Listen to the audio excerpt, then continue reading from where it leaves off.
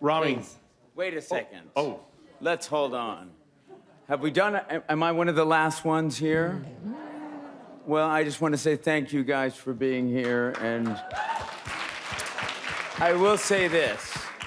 I don't think critically the decision on this film was unanimous, but I do appreciate everything you guys had to write. As a kid, I read criticism of film, and I learned so much from it. So no matter what, I still do very much appreciate you. Thank you. Who would like to begin? I got blessed. Last night, Mr. Spielberg he had his daughter come up to me and say, hey, make sure you say hi to Rami Malek. It would mean a lot to me and mean a lot to him. So I had a seminal moment in my life where I knew some auteurs could influence my life. I don't know how they thought a young man who felt so alienated, profoundly alienated, with such social anxiety could ever play Freddie Mercury.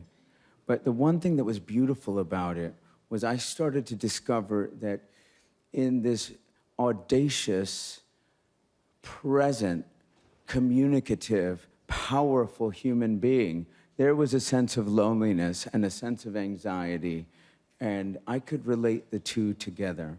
So I thank them for discovering that in me, but I do have to thank so many great auteurs who have brought me to the point where I felt confident in my work. And Spike Lee's one of them. Alfonso Cuarón is one of them. Paul Thomas Anderson is one of them. Sam Esmail is definitely one of them. The list goes on, but it was the confidence that they all imbued in me to be able to think that I could take on this challenge. As a young man, my sister's born in Egypt. I think when I grew up as a kid, part of me felt like I need to shed some of that. I didn't feel like I fit in.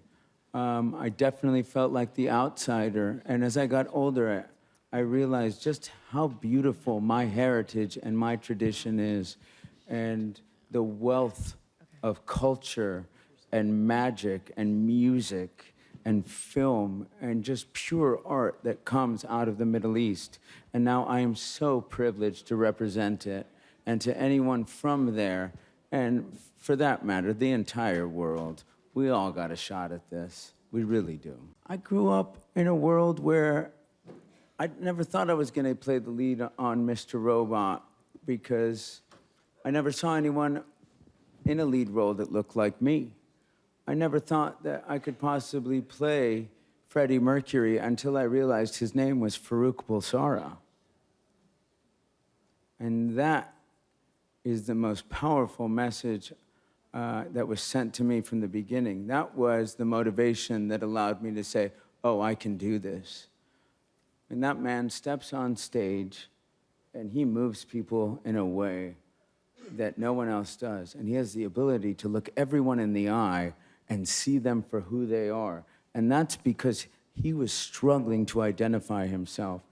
And all of that passion and virtue and everything burning inside of him allowed him to look to everybody else and say, hey, I see you.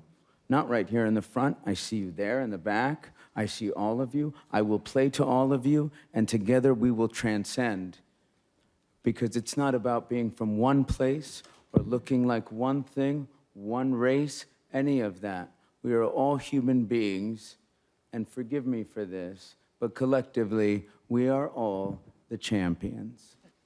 As an actor, and there are so many of us who only dream of one thing, and perhaps it's not this, it's just getting a job. So the fact that I have this in my hand right now is beyond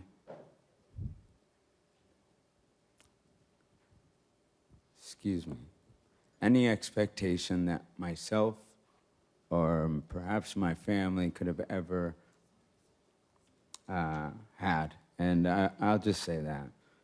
I mean, it's been a tough battle. I think you all know about it.